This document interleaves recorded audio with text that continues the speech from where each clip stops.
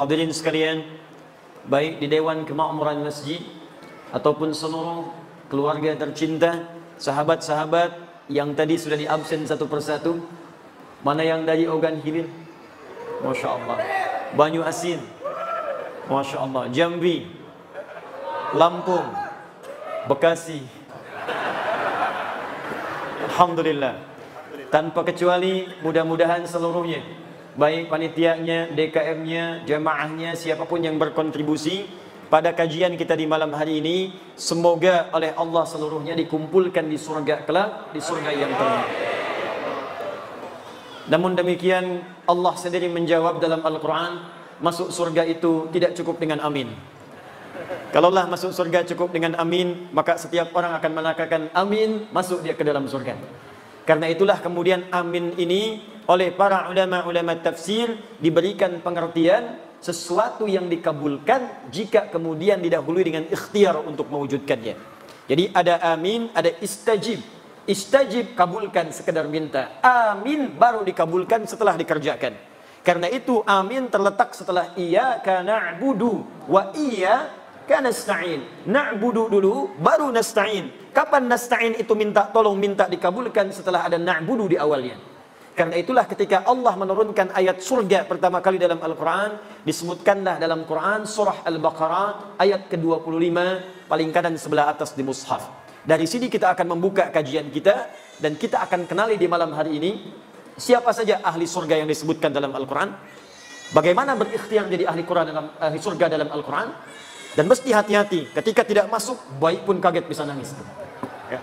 Jadi kita nanti kondisikan, kita pelajari, mudah-mudahan pelajaran malam hari ini kita ikhtiarkan dan bisa memasukkan kita ke dalam surga yang dijanjikan insyaallah. Quran surah kedua Al-Baqarah ayat ke-25. Ini ayat surga pertama dalam Al-Quran yang disebutkan dan diberikan kunci kepada kita semua. Kita mulai. وَبَشِّرِ الَّذِينَ آمَنُوا وَعَمِلُوا الصَّالِحَاتِ أَنَّ لَهُمْ جَنَّاتٍ تَجْرِي مِنْ تَحْتِهَا الْأَنْهَارُ كُلَّمَا رُزِقُوا مِنْهَا مِنْ ثَمَرَةٍ رِزْقًا قَالُوا هَذَا الَّذِي رُزِقْنَا مِنْ قَبْلُ وَأُتُوا بِهِ مُتَشَابِهًا. Kata Allah Muhammad sallallahu alaihi wasallam, berikan kabar gembira bahwa ada di kalangan manusia yang sudah aku janjikan surga. Jadi ada manusia yang belum meninggal tapi sudah dijamin oleh Allah dengan berita gembira akan masuk surga. Jadi kita fokus ya, ada manusia belum wafat tapi dijamin oleh Allah orang ini akan masuk surga. Berikan kabar gembira pada golongan dari manusia bahwa aku sudah siapkan surga untuk mereka. Nah, ini ada rumus dalam tafsir, di ilmu tafsir. Kalau ada berita disampaikan dalam Al-Quran tentang kebaikan, maka jangan dihukumi kebaikan itu terbatas pada orang tertentu. Disebutkan kemudian informasinya supaya kita menjadi bagian darinya. Seakan-akan Allah ingin katakan, saya berikan berita gembira pada siapapun yang pengen ke surga. Ada orang dulu, ada orang sekarang, ada orang nanti. Kalau Anda ingin mendapatkan surga dan dijamin masuk surga sebelum wafat, maka kata Allah, kerjakan apa yang akan saya sampaikan sekarang ini. Nanti seperti itu banyak dalam Al-Quran. Misal, nanti di Al-Quran ada kisah tentang orang yang saat sakit, luar biasa sakitnya. Kata medis tidak mungkin sembuh. Kata klinis mustahil ini sembuh. Tapi kemudian dia melakukan satu amalan yang amalannya diabadikan dalam Al-Quran. Begitu kemudian diamalkan ini seketika diberikan kesembuhan oleh Allah. Tapi di ujung ayatnya Allah berikan pesan, kalau ada orang yang sakit di masa kapanpun mengerjakan amalan yang sama, maka aku akan sembuhkan seperti hamba yang ini disembuhkan. Itu terdapat di Al-Quran surah ke-21 Al-Anbiya ayat 83 sampai 84, kisah Nabi Ayyub alaihi salam. Ada lagi orang-orang yang dalam kehidupannya, teman-teman sekalian, tidak luput dari ujian.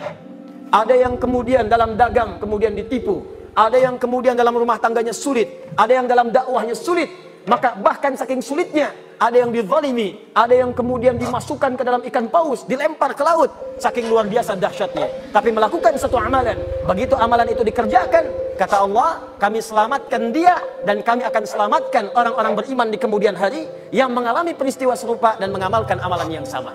Jadi kalau disebutkan dalam Al-Quran satu amalan, Maka kaidah tafsirnya al-ibratu bi umumil lafzi la bi khususis sababi. Bukan dikhususkan pada kalangan tertentu, tapi dibuka untuk semua orang yang ingin mendapatinya. Paham insyaallah? Dari kaidah ini saya akan berdiri. Maka kaidah pertama dalam Al-Qur'an bagi ahli surga, siapapun yang ingin ke surga, besar, kecil, tua, muda, kaya, cukup, DKM, jamaah, ustaz, jamaah. Awas hati-hati, awas hati-hati. Diplomat, birokrat, pemimpin, rakyat tanpa dibedakan. Syarat ke surga semuanya sama, berlaku sama. Bagi pejabat, bagi rakyat, bagi ustaz, bagi ulama, bagi syekh, bagi masyarakat, semuanya sama atas keadilan Allah. Apa syaratnya? Dua syarat yang paling utama. Satu, perhatikan. Wa basyiril ladzina amanu. Muhammad sallallahu alaihi wasallam berikan kabar gembira bagi orang yang pengen ke surga. Maka syarat pertamanya dia mesti beriman kepada Allah Subhanahu wa taala. Apa syarat yang pertama? Iman. Boleh saya tulis di sini? Boleh. Saya cek sebentar. Ibu, kelihatan ini, Bu? Masya Allah kelihatan. Belum saya tulis sudah kelihatan. Itu imannya kuat, Pak. Cuman di Baitur Rahman belum saya tulis sudah kelihatan. Luar biasa. Mak-mak masak ini. Al-iman. Lihat sini, saya coba berikan dulu ilmu tafsirnya dari kaidah bahasa, ilmu nahwu. Di bahasa nanti ada 4 ilmu yang paling utama. 1 nahwu, 2 sharaf, ketiga balaghah, balaghah dibagi 3 lagi. Ada ilmu ma'ani, ilmu bayan, ilmu badi'. Yang keempat arud, arud dibagi 16 ilmu lagi, dikenal dengan bahr namanya. Ada tawil, tawilun lahu dunal bukhuri fadailu, fa'ulun mafa'ilun fa'ulun mafa'ilu. Ada rajas, mustaf'ilun mustaf'ilun mustaf'ilun, mustaf'ilun mustaf'ilun mustaf'ilun. Dari ilmu ini nanti lahir apa yang disebut dengan nazam. Ada nazam alfiyah, kalamun lafdun mufidun kastaqim, wasfun wa fi'lun thumma harfunil kalim, wahiduhu kalimatun wal qawlu am, wa kalimatun biha kalamun qad yu'am, bil jarri wat tanwini wan nida wa al, wa mustadid lismi tamyizun hasal, bita fa'alti atat wa ya if'alli, wa nunik balanna fi'lun yanjalli. Ada dari sini dibuat syair. Sautus safiril bulbuli hayya qalbi thamili al-ma'u wa zahru ma'a ma'a zahri lahdul muqali fa anta yasjidali wa mawlali fakam tayyumuni ghazailun uqayqali katabtuhu madwatin fi hadhar rajuli faqala la la la faqad qada muharmili wal walad wali wa wali taqultu la tuwalili fa bainul lu'ali qalat lahu hina kadha in harwadul muqali kahatan kakailali tabtabuli ulangi ya. Nah, dari 4 ilmu ini ada yang disebut ilmu nahwu. Di bahasan ilmu nahwu itu ada pembahasan tentang ismun mausul, huruf sambung yang menunjuk kadang kepada objek. Di antaranya ada kalimat alladzina. Di ayat surga ini dibuka dengan alladzina wa basyiril ladzina amanu. Kalimat iman disandingkan dengan kalimat alladzina, disebutkan 1080 kali dalam Al-Qur'an. Alladzina.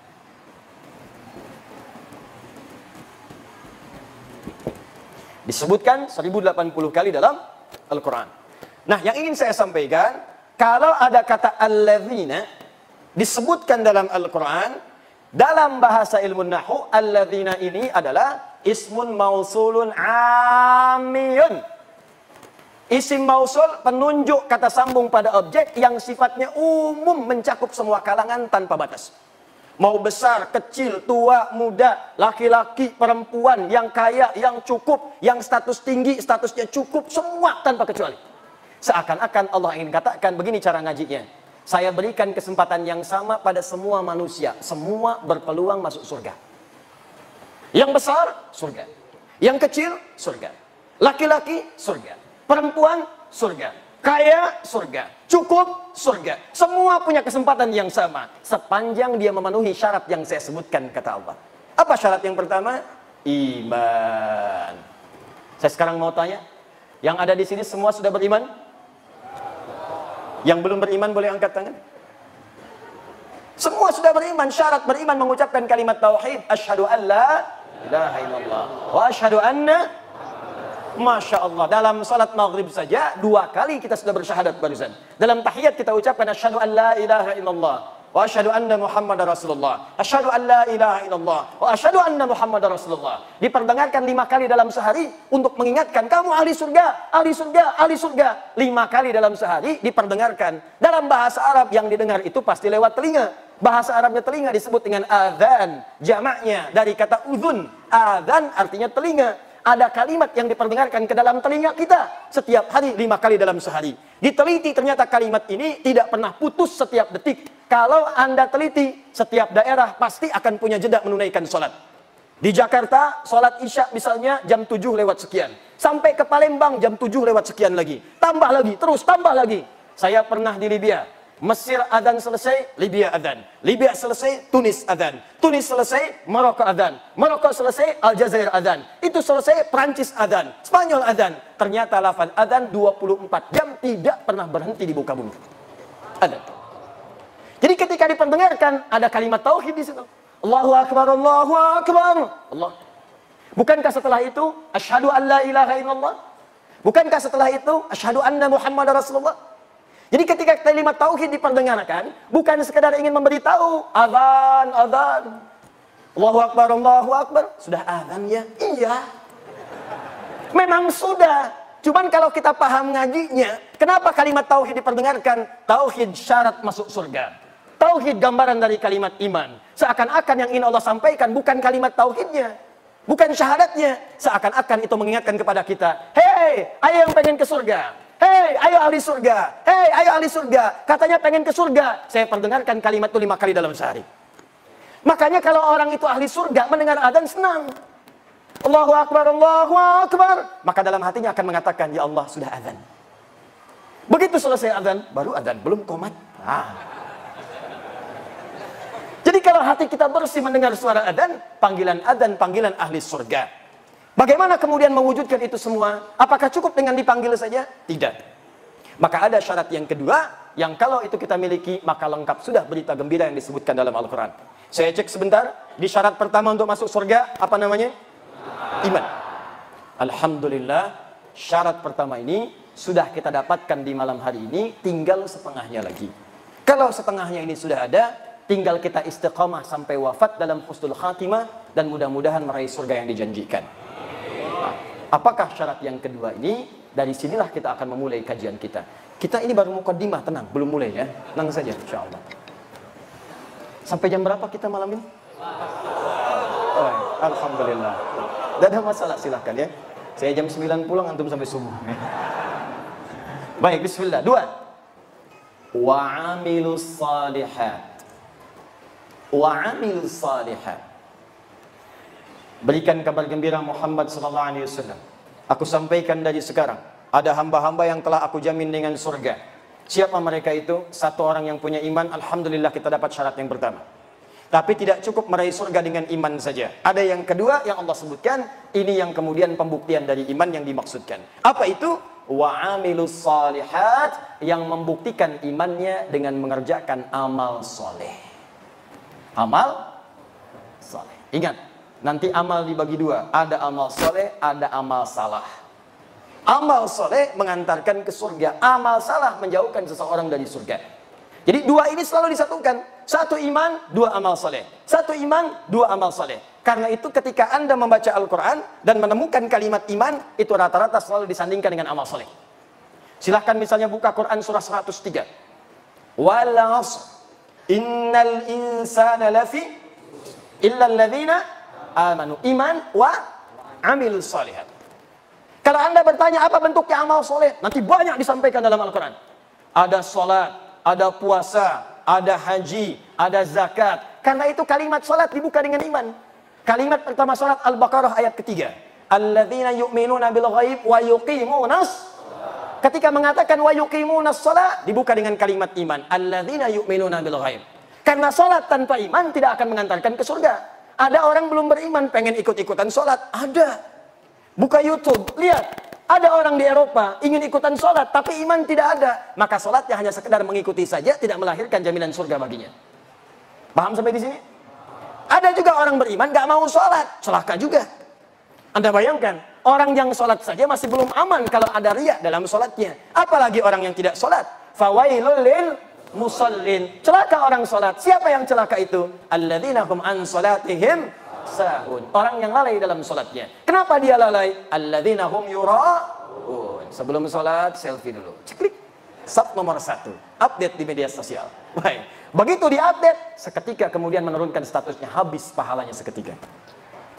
Puasa, amal soleh. Ketika kita berpuasa, dibuka dengan kalimat iman. Al-Baqarah 183. Ya ayyuhalladzina amanu kutiba alaikumus. Kalimat kutiba alaikumus siyam dibuka dengan kata iman. Perhatikan, iman, amal soleh. Iman, amal soleh. Jadi kalau kita konsisten mengerjakan keduanya ini, maka insya Allah ada jaminan surga yang diturunkan kepada kita semuanya. Nah, pembahasan kita saat ini, sekarang kita masuk pada pengantar intinya.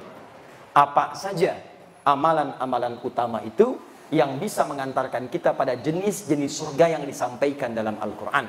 Saya mau berikan rahasia di malam hari ini.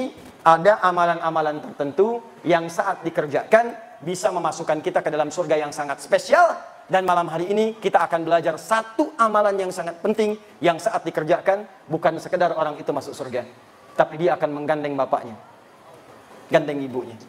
Jadi ibu yang telah mengandungnya 9 bulan 10 hari, memberikan ASI, ayahnya yang peluh keringat kemudian merawatnya, tiba-tiba saat ke surga digandeng tangan kanan dan kirinya. Istrinya pun kemudian ikut dengannya. Kalau istrinya yang mengerjakan, suaminya ikut. Bahkan kata Al-Quran langsung, kata Allah langsung, dia bisa menggandeng anaknya, cucunya, dan yang paling dahsyat, satu keluarga besar masuk surga karena orang ini, dan langsung dipertunjukkan semua ke penduduk langit dan bumi, bahkan disambut oleh malaikat di semua pintu surga. Dan malaikat mengatakan, Salamun alaikum bima sabartum. Selamat keluarga besar ini, selamat. Anda telah sabar mengerjakan satu amalan saat di dunia, sekarang kami sambut di akhirat, diperkenalkan oleh Allah Subhanahu wa taala. Fa ni'ma uqbad dar, silahkan nikmati surga yang telah dijanjikan, yang kenikmatannya tidak pernah dirasakan sebelumnya. Itu yang akan kita turunkan, bagaimana masuk surga dengan amalan yang disebutkan dalam Al-Qur'an dan sunnah Rasulullah sallallahu alaihi wasallam. Siap kita mulai insyaallah? Baik, alhamdulillah. Mari kita mulai pelan-pelan. Bismillah. Ada 3 amalan spesial. Saya ulang, ada 3 amalan spesial yang diisyaratkan dalam Al-Quran dan Sunnah Rasulullah SAW, yang kemudian memberikan pintu-pintu surga khusus bagi pengamalnya. Jadi saya tidak usah banyak-banyak sebutkan dulu, 3 dulu saja. Nanti dari 3 ini, kira-kira Bapak Ibu sanggupnya yang mana? Dimulai sekarang, itu saja konsisten dikerjakan. Bapak sanggup masuk lewat pintu yang satu, masuk lewat situ. Sanggup pintu lewat yang kedua, masuk yang ke situ. Sanggup pada pintu yang paling utama, kerjakan dari sekarang, niatkan kerjakan amalan itu sampai wafat, naik status jadi pekerja amalan dimaksudkan. Amalan pertama, awas hati-hati. Amalan ini terkait dengan amalan yang dikerjakan khusus di waktu malam saja. Jadi kalau sudah siang, amalannya tidak ada. Awas hati-hati. Amalan ini hanya dikerjakan di waktu malam saja. Kalau sudah siang, maka amalannya sudah tidak berlaku lagi. Jadi kalau Anda mendapatkan malam, segera kejar amalan ini, karena kalau sudah siang, tidak akan bisa Anda dapatkan lagi. Amalan yang pertama ini disebut dengan tahajud. Disebut dengan apa namanya? Tahajud.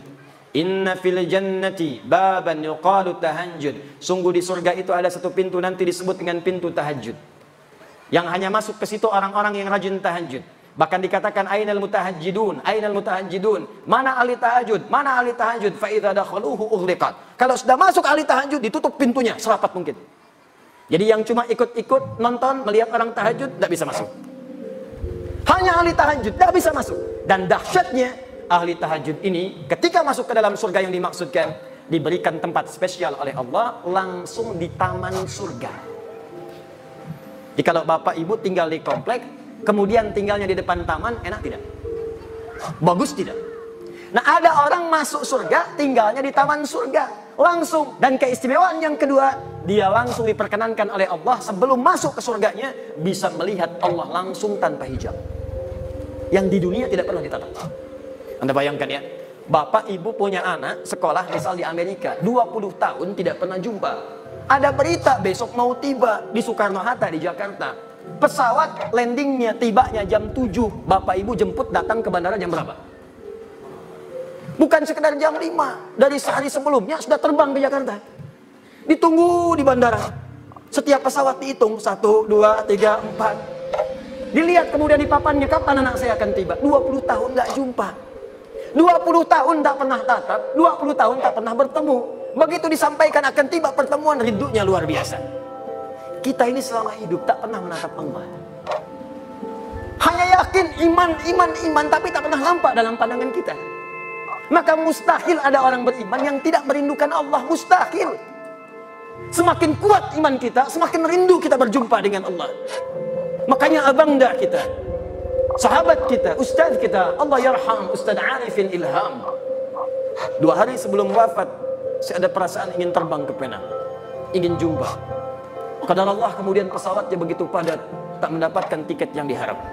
Tiba-tiba dapat berita kemudian wafat. Inna lillahi wa inna ilaihi raji'un. Tapi tidak banyak orang mengetahui sebelum wafat kalimat apa yang dituliskan oleh beliau. Liqa Allah. Kata beliau, sekarang tiba melepas kerinduan berjumpa dengan Allah Subhanahu wa ta'ala. Tidak ada kerinduan terbesar bagi orang beriman kecuali 2. Berjumpa dengan Allah, menatap Rasulullah SAW. Tak pernah kita hidup bersama Rasulullah. Bahkan dalam mimpi jarang kita bermimpi menatap beliau. Tak pernah kita berjumpa. Orang yang mengorbankan tenaganya, fikirannya, bahkan jiwanya untuk umatnya. Azizun alaihi ma'anittum, harisun alaikum bil mu'minina raufur rahim. Ini orang, kata Allah, saking luar biasanya, kalau umatnya memiliki persoalan, dia akan mengatakan, ya Allah, jangan berikan kepadanya, timpakan saja kepada saya supaya dia ringan bebannya. Ya Rabb, kalau sakaratul maut itu begitu sakit, maka timpakan semua sakaratul maut yang akan dirasakan oleh umatku, timpakan sekarang kepadaku supaya mereka tidak merasakannya lagi. Muhammad sallallahu alaihi wasallam. Azizun alaihi ma'anittum, harisun alaikum, begitu peduli dengan kita, sampai-sampai bermohon kepada Allah dalam setiap salat malamnya. Begitu sampai ke ayat surga, masukkan umatku ya Rabb, masukkan umatku ya Rabb. Kullu ummati dakhalal jannah, setiap umatku akan masuk surga, kata Nabi, illa man aba, kecuali yang tidak pengen. Muhammad sallallahu alaihi wasallam. Tak pernah hidup dengan beliau di dunia, jarang kita menatap di alam mimpi, maka siapa yang tidak rindu berjumpa dengan Rasulullah sallallahu alaihi wasallam di akhirat nanti? Itu kerinduan. Karena itu pengamal amalan yang pertama ini, begitu kemudian dihisab, langsung wajahnya berbinar-binar gembira, padahal belum masuk ke dalam surganya. Ada yang mengatakan sudah di surga, tapi bukan karena masuk surganya, karena berhasil menatap Allah tanpa hijab yang dia rindukan. Turunlah Quran surah ke-75, namanya surah Al-Qiyamah. Sebelum surga itu dimasuki, terjadi kiamat. Saat hisab berlangsung, muncullah keistimewaan itu. Ayat 22 sampai ayat 23. Perhatikan kalimat Al-Qurannya. Wujuhu yawma idzin nadhirah. Ada orang yang pada saat itu wajahnya berbinar-binar gembira. Anak yang wisuda belajar. Ada yang di Unsri, ada yang ke ITB, ada yang ke UI, belajar bertahun-tahun, ingin jadi dokter spesialis. 4 tahun, 5 tahun, 6 tahun. Begitu di wisuda berbinar wajahnya gembira. Gembira, gembira, gembira. Ini di hari kiamat ada wajah yang gembira luar biasa, nadhirah, terpancar aura kebahagiaan di wajahnya. Apa yang menyebabkan dia gembira? Padahal dia belum masuk surga. Ila rabbiha nadhirah. Rabb, ila rabbiha nadhirah. Karena dia berhasil menatap wajah Rabbnya tanpa hijab sama sekali. Siapa orang ini? Bahkan hebatnya nanti, di ayat nanti akan disebutkan ahli ini. Orang-orang ini bukan sekedar bisa menatap Allah, tapi semua kebutuhan di surganya langsung diberikan oleh Allah tanpa perantara. Jadi nanti kalau di surga yang standar. Yang penting ke surga. Di surga standar, ada pelayan surga namanya Wildanun Mukhalladun. Kalau laki-laki dilayani oleh bidadari surga. Yang cantiknya, ya jangan bayangkan dulu istri masing-masing. Jauh. Ada yang seperti berlian. Jadi begitu kemudian menatapnya, cahaya berkilauan. Masya Allah. Bapak ibu lihat istri masing-masing, tembaga. Minimal masih ada pancarannya. Ada yang seperti mutiara, lu'lu'u wal marjan. Ada berlian yang jarang didapatkan. Anda pakai berlian, ibu pakai berlian, bangganya luar biasa. Di surga langsung pelayannya, wajahnya seperti berlian. Masya Allah. Hurun 'ain. Hurun 'ain. Bidadari-bidadari yang memikat mata. Yang saat ditatap begitu indah. Mala 'ainun ra'at wala udhunun sami'at wala khatara 'ala qalbi bashar. Kalau di dunia tidak pernah dilihat, tidak pernah terdengar kisahnya, dan sekarang pun bapak-bapak melamun tidak seperti itu. Itu bahasa Nabi. Anda lamunkan pun tidak seperti itu.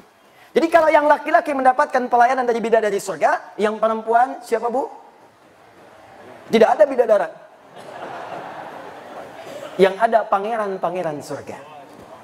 Dikala laki-lakinya dilayani oleh bidadari surga, maka yang perempuannya dilayani oleh pangeran-pangeran surga. Gantengnya jangan bayangkan suami ibu sekarang. Jangan samakan dengan ustadz yang sedang ceramah. Jauh. Jauh. Indahnya luar biasa. Bi aqwabi wa abariqa wa ka'sim min ma'in. Ketika melayani Anda, maka mutiara-mutiara. Ada gelang-gelang yang indah. Kalimatnya sangat luar biasa. Wajahnya sebelum datang cahayanya sudah tiba. Anda bayangkan. Sebelum datang cahayanya sudah tiba. Sebelum datang auranya sudah tampak. Begitu tiba pancarannya luar biasa. Itu surga yang standar. Surga yang paling standar. Surga yang ini tidak. Langsung Allah yang memberikan. Apa amalan orang ini? Disebutkanlah langsung di Quran surah 51 ayat 15 sampai 17. Paling kanan pertengahan dari atas sampai ke tengah. Quran surah 51 ayat 15 sampai 17. Kita batasi dulu sampai 17 dulu. Pelan-pelan. Innal muttaqina fi jannatin wa uyun. Nanti ada orang-orang takwa yang akan tinggal kemudian di taman surga. Apa keindahan taman surga itu? Akhirina ma atahum rabbuhum. Maka mereka akan mengambil semua kenikmatan surga langsung diberikan oleh Allah Rabbnya. Berikan. Lihat, kalimatnya menggunakan Rabb. Rabbuhum. Ketika menatap Allah, kalimatnya menggunakan Rabb. Wujuhu yawma idzin nadhirah ila rabbiha nadhirah. Rabb. Yang memberikan nikmatnya, Rabb. Bahkan yang paling dahsyat, ada orang-orang yang masuk surga ini saat di dunia, dia punya kemampuan yang kata manusia terbatas. Kata orang dia tidak berpunya. Tapi orang-orang tidak sadar, dia punya amalan yang tidak dimiliki oleh orang yang lainnya. Kata yang kaya, dia miskin. Kata si miskin ini, yang kaya itu miskin karena dia tidak punya amalan seperti yang pernah saya kerjakan. Jadi dia menyiapkan kekayaannya saat tiba di akhirat. Jadi saat masuk ke Masjid Baitur Rahman dia jalan, dia lewat empe-empe Paraden. Karena tak punya untuk yang dibeli, dia bawa sampai ke masjid. Empe-empe Paraden, empe-empe Paraden. Masuk masjid baru mau tahiyatul masjid meninggal. Kullu nafsin dha'iqatul maut. Ya ayyatuhan nafsul mutmainnah. Begitu masuk ke dalam surga, dimasukkan ke surganya, yang pertama teringat empe-empe Paraden. Ada itu isyaratnya. Kullama ruziqu minha min thamarati rizqan qalu hadzal ladzi ruziqna min qabl wa utubihi mutasyabiha. Wa utubihi mutasyabiha. Begitu masuk ke dalam surga, ya Allah, empe-empe Paraden. Persis sama seperti yang dipikirkan. Sama persis. Apakah sama Paradennya? Belum tentu. Sama persis. Jadi bayangkan, semua yang diinginkan di surga baru difikirkan tiba. Ya Allah, sekutang, jus alpukat, empe-empe, yang paling dahsyat, dia punya amalan spesial. Nah ini amalannya tidak susah. Cuman juga tidak mudah. Karena waktunya cuman malam, bukan di siang. Apa amalannya? Kanu qalila minal laili ma yahja'un. Amalan pertama orang hebat ini, orang muhsin ini adalah saat di dunia sedikit tidurnya. Bahasa Quran. Sedikit tidur. Tidak ada istilah dalam Al-Quran termasuk hadis orang yang sedikit tidur kecuali menunjukkan orang yang rajin bangun malam. Kalimat bangun malam diidentikan dengan tahajud. Ingat, ini pesan saya. Kalau Al-Quran sudah menyampaikan kalimat, jangan ditambah, jangan dikurangi. Begitu ditambah, kalimatnya akan berubah makna. Kata Allah, sedikit tidur. Anda tambahkan sedikit-sedikit tidur. Maka maknanya akan bergeser. Dikurangi, hilang maknanya. Kata Allah, sedikit tidur. Buang sedikitnya, tidur. Paham? Baik, jadi apa amalan yang pertama? Sedikit tidur. Kanu qalila minal laili ma yahja'un. Siapa yang sedikit tidur ini? Ditafsirlah kemudian di Al-Quran surah ke-17 ayat ke-79 sampai dengan ayat 81. Paling kiri di pertengahan di mushafnya. Inilah amalan dia, apa yang disebut kemudian dengan amalan salat tahajud. Quran surah 17 ayat 79 sampai dengan 81. Kita punya 3 menit lagi untuk menuju Isya. Pelan-pelan nanti kita jeda di Isya. Saya agak cepat karena yang mau saya sampaikan bukan amalan ini intinya, ini pilihan pertama. Jadi kalau Bapak Ibu ingin ambil yang ini, silahkan. Maksud saya begini, nanti ini yang dikerjakan sahabat-sahabat Nabi, sebagian besarnya. Jadi kalau mereka pengen masuk surga lewat pintu tahajud, maka mereka akan kurangi amalan yang lainnya, sebagian, maka yang ini akan difokuskan. Jadi kalau Anda saya pengen masuk pintu tahajud, mungkin puasanya jarang. Mungkin hanya Ramadan, ada yang begitu. Hadis Muslim nomor hadis yang ke-14. Ya Rabiun ila Nabi sallallahu alaihi wasallam. Datang seorang Arab Badui kepada Nabi sallallahu alaihi wasallam. Faqala ya Rasulullah, maka dia berkata, ya Rasulullah, dullani ala amalin basitin yudkhilul jannah. Tolong tunjukkan kepadaku amalan yang sedikit-sedikit saja. Amalan yang ringan-ringan saja. Yang penting aku bisa ke surga. Cerdas orang ini. Modal sedikit, keuntungan pengen banyak. Ya Rasulullah, jangan berat-berat, jangan susah-susah. Yang penting saya ke surga. Kata Nabi secara singkat, cukupkan dengan yang fardu. Jadi kalau sholat, fardu saja, 5 waktu. Kalau puasa, Ramadan saja. Kalau ingin mengeluarkan harta, zakat saja. Kalau kamu konsisten, kamu bisa masuk surga. Yang standar. Kalau ingin lewat yang standar, kata Nabi, maka kerjakan tatawwu', tambah dengan amalan sunnah. Pilihlah sunnahnya. Kalau cuma surga standar, kerjakan amalan-amalan fardu, cukup. Itu pun kalau tidak bermaksiat. Kalau bermaksiat, habis juga. Sholat iya, riya juga iya. Baca Quran iya, mabuk juga iya. Haji iya, mencuri juga iya. Dikerjakan seperti itu, habis dah STMJ. STMJ. Sholat terus, maksiat jalan. Begitu dikerjakan sholatnya, maksiatnya jalan, maka maksiat mengambil pahala sholatnya. Jikalau mau aman, tambah yang fardu dengan yang sunnah, maka Anda akan dimasukkan ke dalam pintu spesial di surga. Amalan pertamanya, tahajud. Saya tutup dulu sebentar. Saya berikan amalan singkat. Kalau Anda ingin masuk lewat pintu ini, maka apa yang harus didawamkan? Catat hadis Muslim nomor hadis 749. Salatul laili mathna mathna. Fa idza khashiya ahadakumul fajra falyutir rak'atan wahidah. Bangunlah kalian di malam hari, tunaikan tahajud. Kata Nabi, kalau ingin tahajud, ini kuncinya. Kalau baru mau memulai, kata Nabi, maka jangan dulu kejar terlampau berat. Kerjakan dulu konsisten. Konsisten 2 rakaat, 2 rakaat. Walaupun cuma 2 rakaat, jangan lewatkan malam. Walaupun bangun 2 rakaat saja. Kalau khawatir fajar akan tiba, maka segera tunaikan witir 1 rakaat. Jadi kalau Anda kerjakan 11 rakaat, 23 rakaat, tapi malam ini sholat, besok tidak. Besok lagi tidak, besok lagi tidak. Lebih disukai orang yang tiap malam bangun, walaupun cuma 2 rakaat, witirnya 1 rakaat. Kalau Anda kerjakan dengan niat minta masuk pintu tahajud, maka besar kemungkinan insya Allah dikabulkanlah dan masuklah ke dalam pintu tahajud yang dimaksudkan. Jelas sampai sini? Jadi kalau ingin masuk lewat pintu tahajud, silahkan masuk. Mulai sekarang, jangan tinggalkan sebagian malam, walaupun hanya mengerjakan 2 rakaat, plus witir 1 rakaat. Nah, sekarang ada yang lebih hebat lagi. Dia akan masuk pintu itu dan melewati semua pintu-pintu. Bahkan, maaf ya, dia ini yang paling hebat, amalan dia amalan yang lain, bukan yang tadi, tapi saat dikerjakan, dia akan masuk lewat pintu tahajud, masuk lewat pintu lain, masuk lewat pintu lain. Amalan apakah itu? Nanti saya akan tunjukkan anak-anak muda, bahkan ada anak nanti yang saya berikan bocoran dari Palembang, yang datang kepada kami 2 hari lalu, dia dari Muara Enim. Ya, dengan keluarga yang sangat luar biasa. Nanti saya akan tunjukkan keluarga besar ini mengejar amalan itu.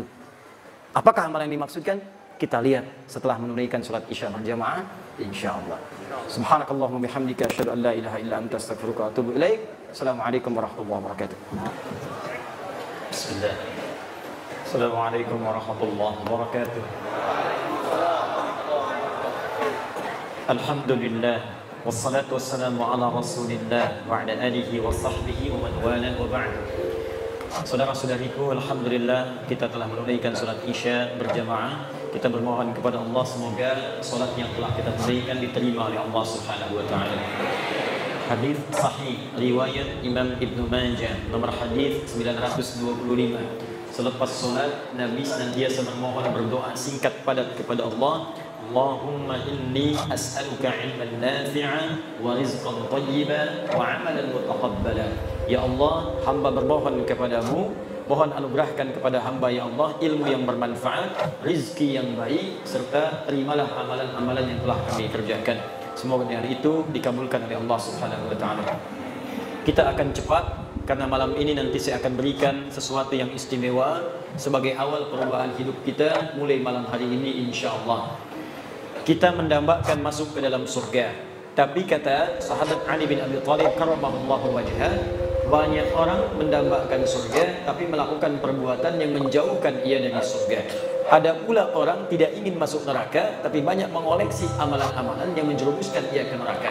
Maka Allah sampaikan kepada kita amalan-amalan untuk dijauhi supaya menjauh dari neraka dan amalan-amalan spesial yang memasukkan kita ke surga. Sudah kita bahas tadi sebelum Isya, ada amalan spesial pertama yang kalau Anda kerjakan bukan sekedar surga standar biasa, surga istimewa di taman surga, nikmatnya langsung dari Allah dan kenikmatannya luar biasa. Secara singkat, amalan utamanya adalah tahajud. Jadi ketika ada ayat tahajud dalam Al-Quran, misal surah ke-17 ayat ke-79 paling kiri sebelah atas sampai 81-nya, Allah sampaikan, wa minal laili fatahajjad bihi nafilatan lak. Dan di antara sebagian malam, gak usah ngambil semuanya. Kata Allah, saya tidak ingin berikan kepadamu semua malam. Kamu ambil sebagiannya saja. Tunaikan tahajud. Tapi ingat baik-baik ya, Bu, Pak, teman-teman, tahajud itu asalnya dari kata hajada. Aktivitas yang dikerjakan setelah tidur sejenak. Tidur dulu, supaya malam bangunnya segar. Nah, bisa Allah mengatakan, misalnya fahjad, tahajud, malam bangun. Tapi kenapa ditambah dengan ta dan ada tasydid di ujungnya? Tahajjada. Padahal asal kalimatnya hajada yahjudu. Jadi tahajjada. Di ilmu sharaf punya 12 cabang ilmu lagi. Ada tambahan huruf 1, thulathil mazid di harfin. Tambahan 1 huruf. Kalau ditambahkan ta, di antara maknanya sesuatu yang dikerjakan dengan sungguh-sungguh dan serius. Jadi kalau Anda ingin bangun malam, itu mesti sungguh-sungguh. Mesti serius. Harus ada persiapan, ada usaha. Ini menunjukkan amalan ini, sekalipun kelihatannya mudah, tapi tidak mudah dikerjakan. Kecuali sungguh-sungguh dalam merencanakannya. Kalau di akhirnya ada tasydid, pakai tasydid dari kata syiddah, ini menunjukkan amalan itu tidak mudah dan butuh motivasi 2 kali lipat. Karena itu orang-orang yang pengen tahajud, bangunnya 3:30, itu pasang alarm bisa dari jam 2, Pak. Pengen sholat 3:30, pasang alarm jam 2, alarmnya sampai 4 kali. Jam 2:15, 2:30, jam 3, 3:15. Untuk sholat jam 3:30, alarm jam 2:15 untuk mematikan alarm yang kedua. Alarm kedua mematikan alarm yang ketiga. Alarm ketiga untuk alarm yang keempat. Baru yang keempat pun masih ngantuk. Alhamdulillahilladzi ahyana ba'da ma amatana wa ilaihin nusyur. Bangun-bangun jam 6. Kelihatannya sedikit. Maka dari itu bagi yang ingin tahajud, silahkan siapkan diri. Anda masuk pintu tahajud ke surga spesial. Dan kalau ingin mulai, jangan membebani diri. Ad-dinu yusrun wala usrun. Agama itu mudah, jangan dipersulit. Maka naik tangga itu jangan langsung naik tangga ke tangga yang kelima, tangga ke-7. Karena tangga dimulai dari tangga pertama, kedua, ketiga, dan seterusnya.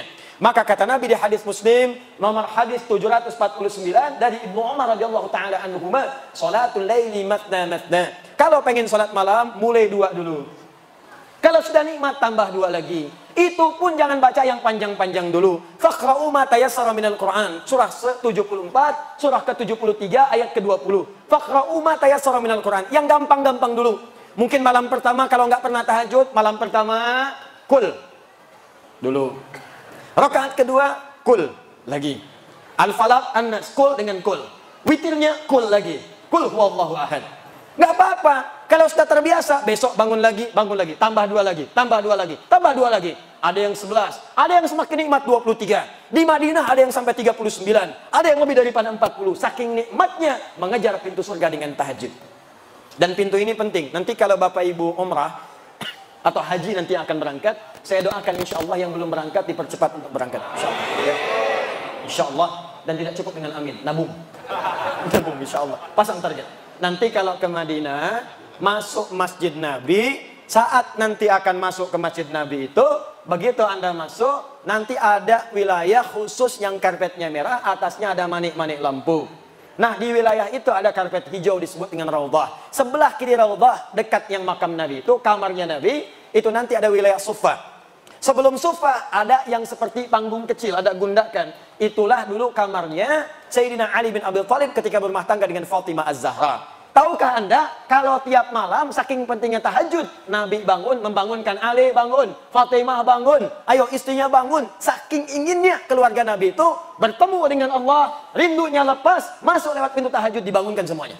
Padahal Nabi ahli surga, Ali ahli surga, Fatimah itu putri surga, Al-Hasan penghuni surga, Al-Husain penghuni surga. Dua-duanya adalah penghuni surga, pemimpin para pemuda. Al-Hasan dan Al-Husain. Malamnya masih tahajud. Antum siapa? Ibu istri Nabi bukan. Antum menantu Nabi bukan. Cucu Nabi bukan. Tetangga Nabi bukan. Sahabat bukan. Tabi'in bukan. Imam juga bukan, makmum kadang-kadang. Pengen masuk surga lewat pintu tahajud, surga Firdaus. Bangun malam terlewat. Anda siapa? Sehat. Makanya sering disindir oleh Allah. Buka Quran surah ke-73. Al-Muzammil, orang yang berselimut nikmat dalam tidurnya. Al-Mudaththir, orang yang berselimut untuk berlindung dari sesuatu yang menegangkan.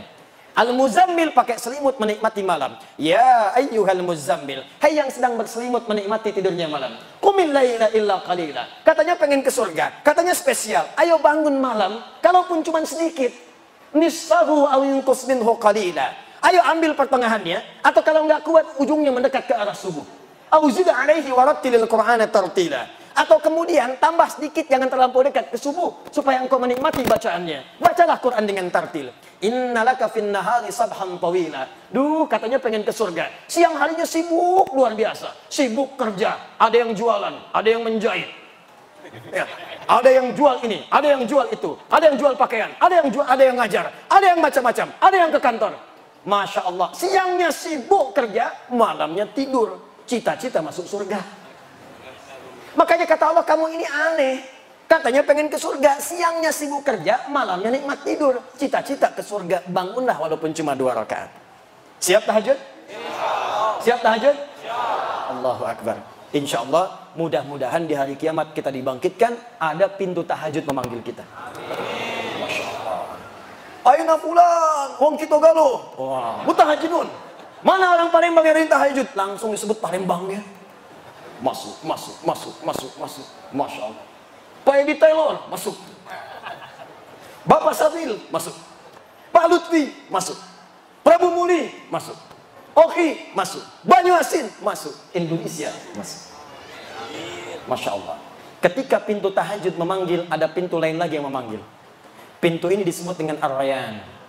Inna fil jannati, hadis Al-Bukhari, baban yuqalu Ar-Rayyan. Sungguh di surga itu ada satu pintu, namanya pintu Ar-Rayyan. Pintu ini akan memanggil ahli puasa. Aina shaimun, aina shaimun. Puasa disebut dengan as-siyam. Orangnya disebut dengan shaim kalau laki-laki. Perempuan tinggal tambah tak di ujungnya. Muslim laki-laki, perempuan muslimah. Mukmin laki-laki, perempuan mukminah. Shaim laki-laki, perempuan nah, ya. Ahli puasa. Puasa.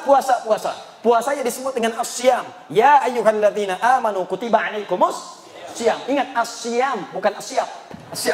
As-siyam. As-siyam itu puasa. Ya. Saya baru turun dari bandara, saya lihat kemudian ada baligo besar. As-siyam katanya baik. Tapi untuk ahli surga yang kedua ini yang spesial, as-siyam, orang yang rajin puasa. Jadi bukan cuma nunggu Ramadan. Bahkan Ramadan pengen Syawal. Dalam Syawal pengen Senin. Dalam Senin nunggu Kamis. Dalam Kamis nunggu pertengahan bulan Ayyamul Bid. Bahkan ada yang paling dahsyat, saking cintanya dengan puasa, ditunggu sampai dengan mengerjakan puasa Daud. Hari Senin puasa, Selasa tidak. Rabu puasa, Kamis tidak. Jadi kalau sedang puasa Daud, itu sudah puncak tertinggi puasa sunnah. Puncak tertingginya. Jadi kalau masuk misalnya Kamisnya mesti buka, jangan puasa. Orang yang biasa puasa Senin Kamis, kemudian puasa Daud, maka ketika jatuh bersamaan dengan puasa Senin Kamisnya, pahalanya dituliskan sekaligus. Apa dalilnya? Al-Bukhari, idza maridal 'abdu aw safar kutiba lahu mithla ma kana 'alaihi muqiman sahiha. Kalau ada seorang hamba mengerjakan amalan tertentu, rutin terbiasa dengan itu, tiba-tiba dia sakit atau punya halangan atau bahkan sedang safar dan tidak mengerjakan amalan itu, maka pahalanya tetap dituliskan walaupun dia tidak mengerjakannya. Ada yang biasa puasa safar, karena safar dia buka, au ala safarin, atau dia sedang safar, perjalanan jauh, tidak puasa di hari itu, maka pahala puasanya tetap dituliskan. Yang paling dahsyat kalangan akhwat, ibu-ibu, emak-emak. Dalam keadaan sucinya, dia biasa baca Al-Quran, dia tahajud, dia puasa, dia sedekah. Tiba-tiba dalam keadaan masa haidnya, datang bulannya, dia libur salatnya. Dia libur baca Al-Quran misalnya. Begitu dia tidak sholat, padahal dia biasa tahajud, biasa sholat sunnah, maka semua pahala sholatnya langsung dituliskan walaupun tidak mengerjakannya. Makanya saya katakan, rugi seorang muslimah dalam masa sucinya hanya mengerjakan amalan fardu saja. Karena saat masa haidnya yang dituliskan cuma itu saja. Nanti kalau sudah tiba menopause, sama aja dengan laki-laki, nggak ada batas. Makanya ayo coba berlomba. Maka dikatakan aina shaimun, aina shaimun. Mana ahli puasa? Ahli puasa. Maaf, yang tidak biasa puasa, yang tidak senang puasa, dia tidak akan masuk lewat pintu ini. Fa idza dakhalahu ughliqa, begitu masuk ditutup. Yang puasa Daud masuk, masuk. Tiba-tiba langsung tutup. Kok ditutup? Saya Daud juga. Daud apa kamu? Saya sholat Daud. Subuh sholat, duhur tidak. Asar sholat, maghrib tidak. Tidak bisa masuk. Jadi yang bisa masuk cuma ahli puasa saja. Jadi kalau bapak ibu tidak kuat bangun malam untuk sholat tahajud, maka cobalah masuk ke pintu yang istimewa yang kedua dengan pintu Ar-Rayyan, pintu orang puasa. Sekarang hari apa? Jumat masuk ke Sabtu, pindah maghrib sudah masuk Sabtu. Sabtu, kalau belum biasa puasa tunggu Senin. Kenapa tunggu Senin, Ustaz? Karena Senin itu ada puasa sunnah, banyak orang yang puasa. Kalau banyak yang puasa, terasa lebih ringan kita menunaikannya. Kalau Anda saja sendirian yang lain puasa, baru mau coba, sudah pengen puasa Daud. Biasanya, subuh sebelum subuh sahur, duhur buka. Coba Senin dulu. Senin nikmat, Kamis coba. Makanya jaraknya agak jauh antara Senin dengan Kamis. Nikmati dulu. Senin dengan Kamis jalan, tunggu pertengahan bulan. Perhatikan bagaimana Islam memberikan runtutan supaya nikmat mengerjakan semua amalan itu. Kalau sudah selesai semuanya, Masya Allah, Ramadan nikmat, Daud nikmat, Senin Kamis nikmat. Maka ada amalan ketiga, ini yang ingin saya percepat. Maaf, kalau Anda mengerjakan amalan ini, maka akan otomatis terdorong jiwa kita mengerjakan amalan yang lain. Biasa puasa, belum tentu tahajud. Biasa tahajud, belum tentu puasa. Tapi kalau Anda mengerjakan amalan yang ketiga ini, maka otomatis diri kita ini akan dipaksa seketika ingin menunaikan tahajud. Seketika nikmat puasa. Saking hebatnya amalan ketiga ini, kalau yang tadi pintu tahajud masuk, pintu puasa masuk, pintu sedekah masuk. Yang ini semua pintu surga berebut memanggil namanya. Sampai Abu Bakar As-Siddiq radhiyallahu taala anhu mengatakan pada Nabi, ya Rasulullah, apakah saya bisa masuk lewat pintu-pintu itu? Kata Nabi, semoga engkau termasuk dari bagiannya. Maka beliau menata setiap harinya untuk mengerjakan amalan-amalan yang dipanggil lewat semua pintu itu. Dan dalam Al-Quran ada satu amalan kalau dikerjakan maka cenderung kemudian mengajak pada amalan yang lain. Apakah amalan itu? Itulah amalan ahli Al-Quran. Amalan ahli Al-Quran. Saya tuliskan ayatnya, saya hadirkan hadis-hadisnya, nanti saya contohkan langsung pembuktiannya dan cara berinteraksi dengannya. Nanti kita sepakat mulai malam ini, insya Allah kita mencoba menjadi ahli Al-Quran. Siap insya Allah? Ya, harus siap, ya, harus siap. Mudah-mudahan saat wafat kita tercatat sebagai ahli Quran dan bisa mendapatkan apa yang dijanjikan. Ya, mesti beda, mesti beda. Saya hapus dulu ya. Bismillah. Oh, maaf. Ini apa yang saya sampaikan penting, ya, penting sekali. Saking pentingnya, ini kadang-kadang nggak bisa dihapus. Gak apa-apa, jadi saya nulis di sisi yang lain. Bismillah. Datang sendiri, nulis sendiri, hapus sendiri, hapus sendiri. 1 Quran surah ke-13 ayat 23 sampai 24. Siapakah orang ini? Ditafsir di Quran surah 35 ayat ke-33. Siapakah ayat 33 ini? Dijelaskan di ayat 32-nya. Apa keutamaan orang ini? Dijelaskan oleh Nabi dalam hadis riwayat At-Tirmidzi. At-Tirmidzi itu nama aslinya Muhammad. Tumbuh berkembang di Tirmidzi, maka dikenal dengan At-Tirmidzi. Menulis salah satu kitab Sunan At-Tirmidzi atau dikenal dengan Sahih At-Tirmidzi. Nomor hadis 2910, 2915. 2920. Nanti kita terangkan apa saja isinya dari nomor-nomor hadis yang disebutkan. Juga nanti tambahan spesial dari hadis Abu Abdurrahman As-Sulami dari sahabat Ali bin Abi Thalib radhiyallahu taala anhu dari Nabi sallallahu alaihi wasallam yang dikutip nanti oleh Imam An-Nawawi dalam kitabnya Tibyan fi Adab Hamalatil Quran. Yuk kita mulai. Bismillah. Setelah ini nanti saya tunjukkan sedikit tentang cara menjadi ahli Quran. Kalau masih nanti ada waktu, saya bahas nanti pertanyaan-pertanyaan yang disampaikan. Bismillah. Quran surah 13 Ar-Ra'd ayat 23 sampai 24. Jannatu 'adnin yadkhulunaha wa man salaha min abaihim wa azwajihim wa dhurriyyatihim wal malaikah يدخلون عليهم من كل باب سلام عليكم بما صبرتم fa ni'ma uqbad dar. Fa ni'ma uqbad dar. Awas, hati-hati, ini nanti tanpa batas nih. Siapapun, mau pejabat, mau diplomat, birokrat, ustadz, rakyat biasa, pedagang, siapapun. Status naikkan. Nanti saya berikan contoh di mana sahabat-sahabat Nabi dan tabi'in ingin berusaha menjadi bagian dari ayat ini dan hadis-hadis yang dimaksudkan. Jannatu 'adnin yadkhulunaha. Ada ahli surga yang akan masuk surga nanti lewat surga Aden. Awas, hati-hati. Aden ini termasuk surga yang indah. Saking indahnya, banyak orang-orang bahkan di Eropa diberi nama dengan nama surga ini. Aden dalam bahasa Eropa sering disebut dengan Eden. Pemain Chelsea yang ditransfer hijrah ke Madrid namanya Eden Hazard. Ya, Eden Hazard pindah kemudian ke Real Madrid dengan transfer 100 juta euro. Hafal saya mau tanya apa? Ya. Hafal insya Allah saya. Frank Lampard didaulat menjadi pelatih Chelsea yang sekarang. Manchester City Pep Guardiola. Ya, Manchester United Solskjaer. Ya, paham saya. Mau tanya apa lagi? Masya Allah. Main futsal, ayo. Dikolongin, oke. Nah, tapi kalau dikolongin sambung ayat. Alhamdulillah. Ini banyak sekarang yang syariah. Tapi tidak semua kata-kata bisa dipakai. Awas, tempatkan di tempat yang tepat. Maaf, bank syariah ada, koperasi syariah ada, hijab syariah ada. Tapi jangan semua dipakai karena hijab semua syariah. Futsal syariah. Membaginya ngoper pakai basmalah. Nendang masuk, alhamdulillah. Sujud syukur. Gol bunuh diri, sujud tobat. Tidak semua menggunakan kata syariah. Ayo kembalikan di sini. Masuk surga Aden. Saking indahnya nanti kita akan bahas. Ternyata nanti akan masuk lewat semua pintu surga. Yang dahsyat bukan hanya orang itu saja. Awas, hati-hati. Wa man salaha min abaihim, Allahu akbar. Bapak-bapaknya, ibunya yang soleh digandeng oleh dia. Jadi anak ini mengamalkan satu amalan dan amal ini saat dikerjakan didukung oleh bapak ibunya. Di bapak ibunya ini gak maksimal, gak mampu seperti anaknya.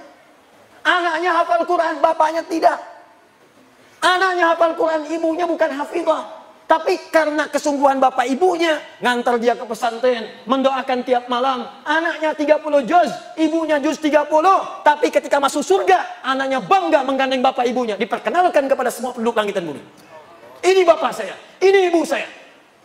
Siapa Anda yang banggakan anaknya saat di dunia?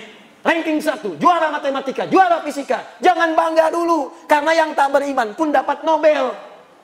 Banyak yang lebih hebat, banyak yang kaya, banyak yang triliunan hartanya. Bill Gates kah itu? Jeff Bezos kah itu? Warren Buffett kah itu? Banyak. Tapi yang kaya akhirat tidak ditemukan saat ini, nanti pembuktiannya. Maka saya ingin tunjukkan kepada Anda, jangan kalah oleh orang tua sekarang yang sudah berebut anak yang menjadi ahli Quran. Betapa sering saya kedatangan tumpuk-tumpuk kertas minta doa para ibu yang memohon kepada Allah Subhanahu wa taala. Ustaz, doakan anak saya memberikan mahkota nanti di hari kiamat. Ustaz, saya cuma buruh. Ustaz, saya cuma tukang cuci. Tapi Ustaz, saya pengen anak saya jadi ahli Quran di hari kiamat. Betapa ada seorang ayah yang cuma punya motor butut, Pak. Tapi anaknya dibawa untuk jadi ahli Quran. Dimodifikasi dashboardnya, menempuh jarak 20 km. Dibonceng anaknya, bawa anaknya buta, nggak bisa lihat. Sampai ke syekhnya datang, mau apa ke sini? Mau jadi ahli Quran. Bolak-balik, ini kisah nyata. Bolak-balik, namanya mual.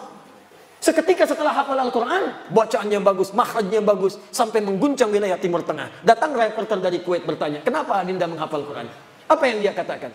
Saya akan membawa Quran ini, dia belum balik waktu itu. Saya akan membawa Quran di hari kiamat. Dengan tangan saya gemetar, kaki saya gemetar. Saya tidak bisa berjumpa di hari kiamat nanti saat hisab dengan ayah saya lagi. Ibu saya tidak ada. Tapi saya akan berkata di hadapan Allah, ya Rabb, saya telah berusaha menghafal Quran selama hidup di dunia.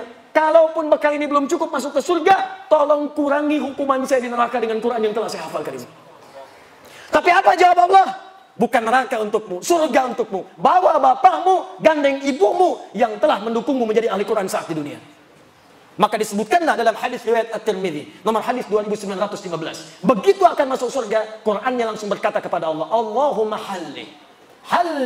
Karena itu di Quran surah 35 ayat 33, paling kiri sebelah atas, maka disebutkanlah dia akan dihiasi. Ya Allah, kata Al-Quran, hiasi dia. Jannatu adnin yadkhulunaha yuhallawna fiha min asawir. Maka Allah tidak rida ahli Quran ini masuk ke dalam surga sebelum diberikan perhiasan dulu. Maka diberikanlah perhiasan. Pertama hiasan yang dipakaikan adalah gelang-gelang emas. Setelah dipakaikan gelang-gelang emas, diberikanlah mahkota. Fayulbasu ilaihi tajul karamah. Maka dipakaikan di atas kepalanya mahkota kehormatan untuk membedakan dengan yang bukan ahli Al-Quran.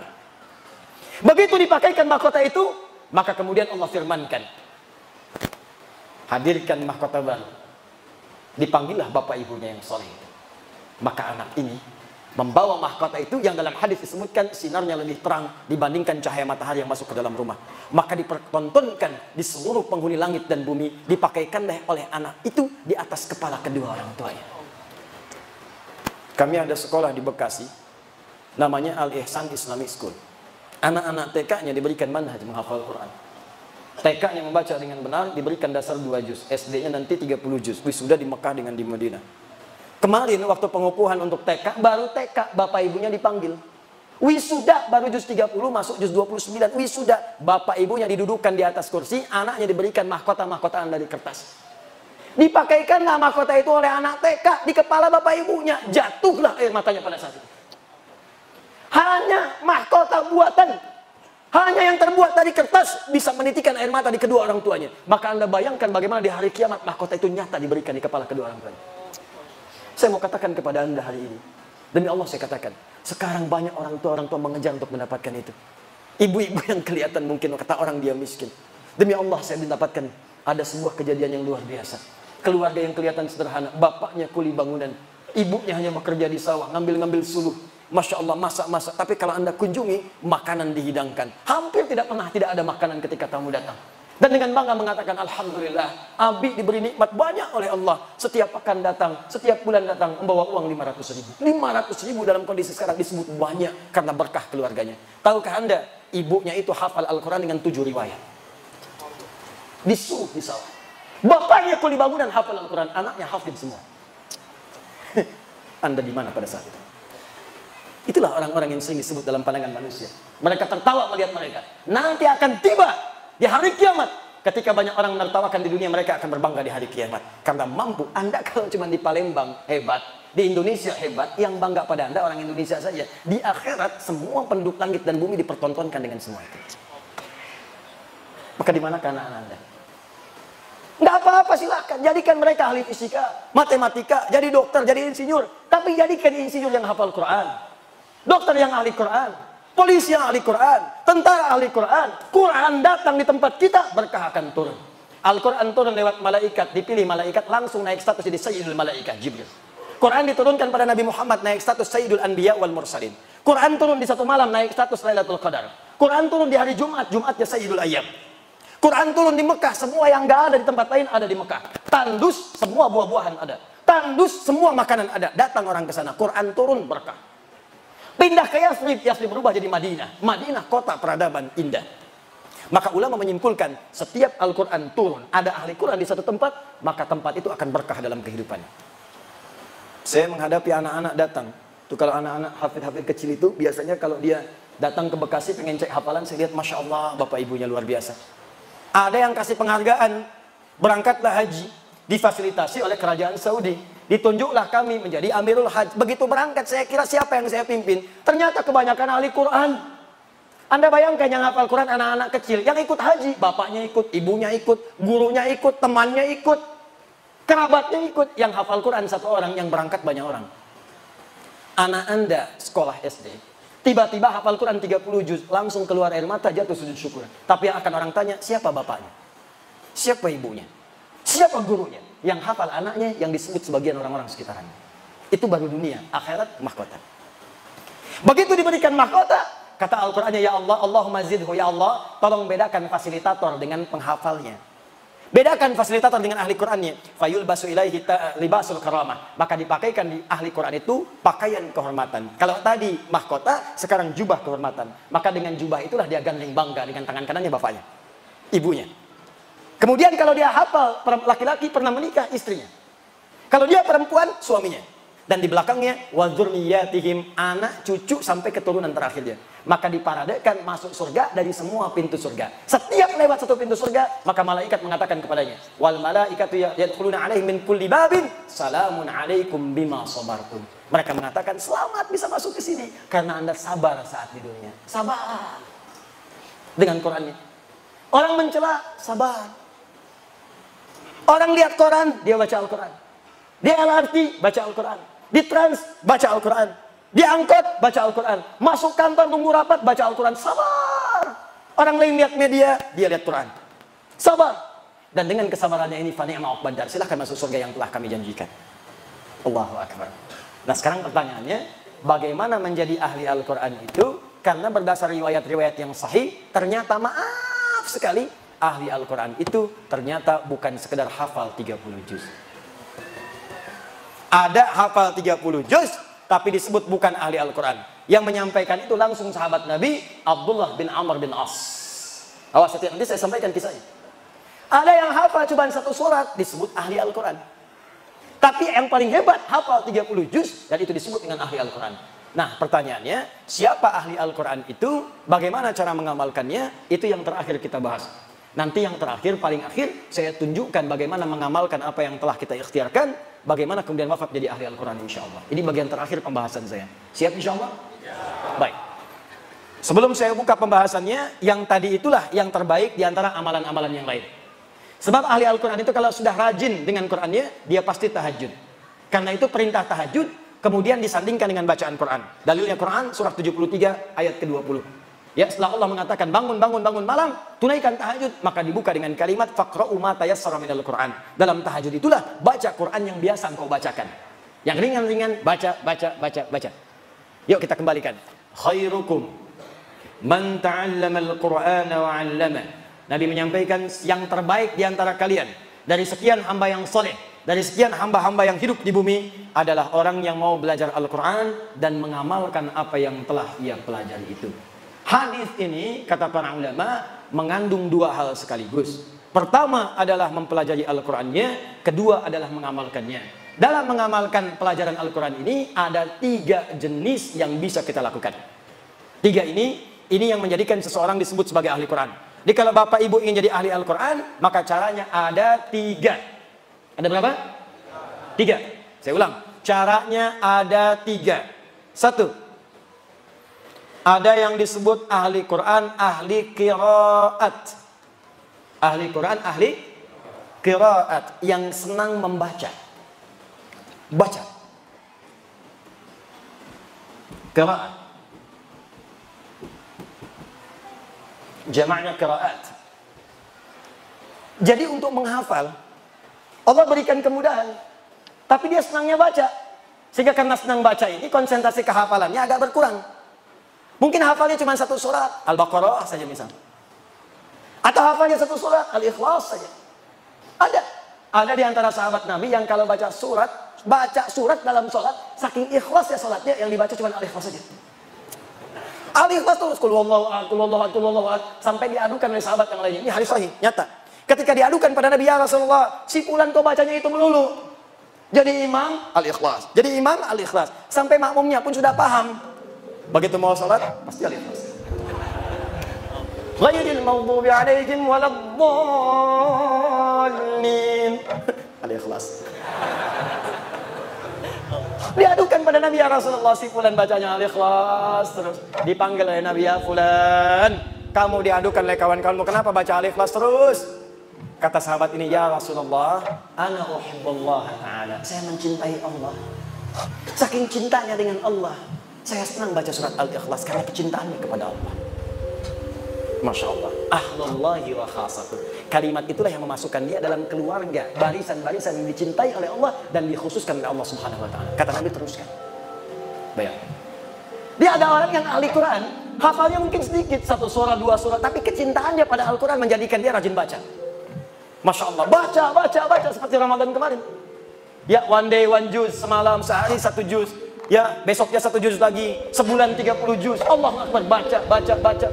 Al-Imam Asy-Syafi'i hari-hari biasa 1 hari 30 juz. Ramadan setiap hari 2 juz. Siang 1 juz, malam 1 juz. 30 hari 60 juz. 60 juz, emang ada? 60 kali khatam. 60 kali khatam. Anda bayangkan.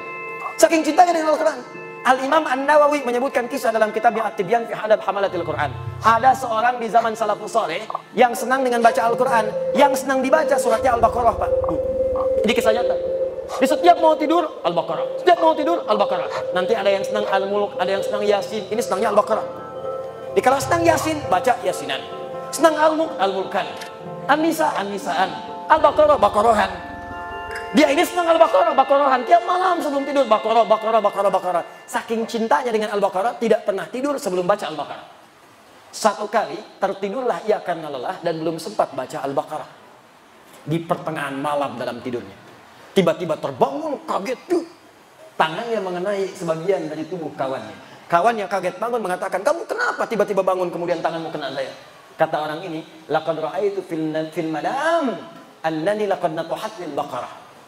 Saya tadi mimpi dalam tidur diseruluk Al-Baqarah. Sampai begini. Saking dekatnya dengan surat itu, diingatkan, kamu belum baca saya. Enak kamu tidur, baca dulu baru tidur. Bangun dia, ambil wudhu, baca. Makanya banyak keutamaan surah-surah dalam Al-Quran, fadilah-fadilah tertentu. Siapa yang baca Al-Mulk sebelum tidur, baca, maka jasadnya akan dijaga di alam kubur. Oh, yang benar Ustaz, wafat aja dulu, ntar baru ketahuan. Banyak nanya. Kan gampang membuktikannya, wafat nyata. Apakah bisa milih? Tidak. Mungkin antum duluan, baru saya. Ya, bisa. Bisa saya duluan setelah antum. Mungkin. Ya, bisa memang saya duluan mengambil jenazah antum. Bisa. Nggak bisa milih, bisa milih. Mungkin kita bisa wafat lebih dulu. Saya permohonan kepada Allah, saya pengen wafatnya syahid. Doakanlah. Syahid itu tidak harus di medan peperangan fisik. Mungkin saat mengajar bisa wafat. Alhamdulillah. Mudah-mudahan ada yang bisa mengartikan di kemudian hari. Bangun bangsa ini, cintai bangsa ini, berbuatlah yang baik untuk bangsa ini. Karena banyak ulama ini punya saham untuk membangun bangsa kita ini. Jangan terpecah belah, bangunlah bangsa dengan baik. Insya Allah kami nanti ada program untuk bisa mengundang siswa-siswa di seluruh penjuru Indonesia untuk belajar. Nanti saya didik langsung, sudah ada angkatan kedua sekarang. Didik selama setahun, kemudian saya kirim ke Timur Tengah. Alhamdulillah nanti yang sudah lulus ke Sudan, dalam waktu dekat, nanti orang Sudannya datang, akan dibawa langsung ke sana untuk belajar khusus ya, di Sudan ada 25 orang. Di Turki ada 13 orang. Di Madinah ada murid kami juga di sana. Di Al-Azhar ada. Terakhir saya sebelum kesini di hotel langsung ditelepon. Alhamdulillah atas keagamaan di kedutaan Mesir minta CV kami. Kemarin kami bersama 2 orang syekh dari Mesir dan insya Allah akan diberikan kuota beasiswa di Al-Azhar 50 sampai 100 orang. Kita pilih putra-putri terbaik bangsa kita, belajarlah ke sana, pulang jadi ulama. Harus ada ulama dari Palembang. Palembang itu sejarahnya penuh dengan ulama. Syekh Abdul Somad Al-Palembangi itu ulama hebat, mufti di Makkah Al-Mukarramah, mufti. Generasi dulu, Syekh Ahmad Khatib Al-Minangkabawi dari Minangkabau.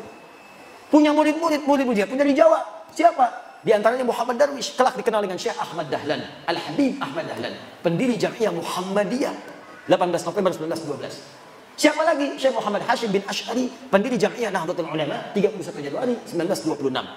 Ada lagi kerabatnya di Banten, Syekh Nawawi Al-Bantani. Itu orang-orang hebat semua. Ada Syekh Yasin Al-Padami yang kalau kemudian dalam orang-orang haji itu biasanya bawa air zam-zam, ngasih pakai kaos oblong, pakai sarung. Tidak tahu kalau orang itu mufti, begitu tiba waktu sholat memberikan fatwa di Masjid Al-Haram. Allah ya Rabb, hadirkan alim ulama insya Allah dari Sumatera Selatan di kemudian hari yang selevel dengan ulama-ulama ini. Ayo belajar. Bangun bangsa ini, bangun daerah kita supaya keberkahan diturunkan oleh Allah Subhanahu wa taala. Tadi hidayat orang sekarang, ilmunya baru sedikit, masa depan tantangan banyak. Anak, bapak, ibu yang harus jadi lebih baik daripada saya. Ayo belajar ke sana. Ayo tumbuhkan semangat, bangun cita-cita. Maaf, kalau cuma jadi ahli pertanian, banyak dari IPB. Arsitek, insinyur banyak di ITB. Dokter banyak di UI. Ulama dari mana datangnya? Jarang pewaris Nabi. Makanya ketika ada ulama jaga. Ambil ilmunya, manfaatkan dengan baik. Dan di antara yang terbaik adalah ahli Al-Quran. Mulai sekarang, ayo coba buat kebiasaan rajin baca Quran. Ya, bagus gerakan, bangun. One day one juz. One day nisfu juz, half of juz, setengah juz, boleh. One day one rubu, 1/4 juz, boleh, silakan. Bangun kebiasaan. Walaupun one day one ayat, 1 hari 1 ayat, boleh, silakan. Walaupun heran juga. Alif Lam Mim. Sudah dulu. Yang penting surga. Tambah. Ya. Nah, membaca ini nanti mengantarkan pada kemuliaan yang kedua. Kedua, ada ahli Quran, rajin mengkaji Al-Quran. Bacanya sedikit. Nggak seperti yang lain, 1 juz sehari. Dia ini sehari paling banyak 10 ayat. Tadi masih ingat hadis khairukum man ta'allamal Qur'ana wa 'allama. Diriwayatkan oleh Abu Abdurrahman As-Sulami dari Ali bin Abi Thalib radhiyallahu taala anhu dari Nabi sallallahu alaihi wasallam. Kata Abu Abdurrahman As-Sulami, perhatikan, akhadtul Qur'ana an qaumin. Saya belajar Quran dari kaum, sekelompok orang. Siapa orang yang dimaksud? Sahabat. Karena belajarnya langsung dari sahabat. Ini menunjukkan belajar Al-Quran itu mesti ada guru. Belajarnya bukan 1-2 orang, belajar. Begitu belajar, kata beliau, wallahi demi Allah ketika belajar itu, kami tidak belajar banyak, paling banyak baca 10 ayat. Walam natajawaz anha, dan tidak pernah kami melewati 10 ayat itu, illa annaquma bi'amaliha, kecuali kami mengamalkan dulu apa yang telah kami pelajari.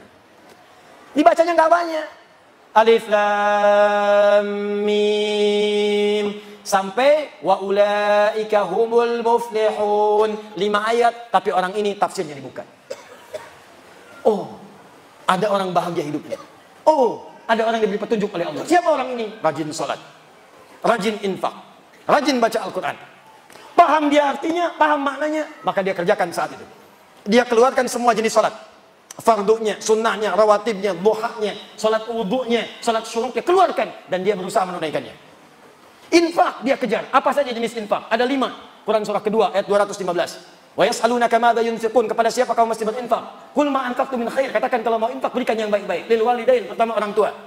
Wal aqrabin, keluarga terdekat. Wal yatama, anak yatim. Wal masakin, orang miskin. Wabis sabil, orang yang kekurangan bekal. Kejar oleh dia.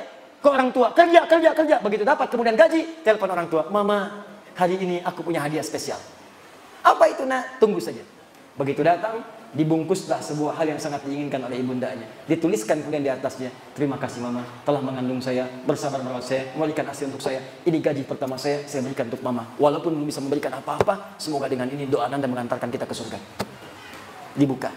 Masya Allah. Begitu dibuka, handphone terbaru. Buka. Dipeluk anaknya. Nah, bukan karena handphonenya, tapi karena cintamu kepada Mama, Mama ridho dengan engkau. Ini ambil aja handphonenya. Yang penting engkau mencintai Mama. Sudah cukup mendoakan kita untuk ke surga. Berpelukan keduanya, mengalir air matanya, dan hadirlah di situ nilai-nilai kemuliaan. Itulah infak ringan. Bacanya cuma 5 ayat, tapi ngamalkannya yang luar biasa. Makanya banyak sahabat yang hafal Quran itu puluhan tahun. Umar bin Khattab radhiyallahu taala anhu 20 tahun. Ada yang 40 tahun. Abu Abdurrahman As-Sulami itu 40 tahun. Padahal beliau pebisnis.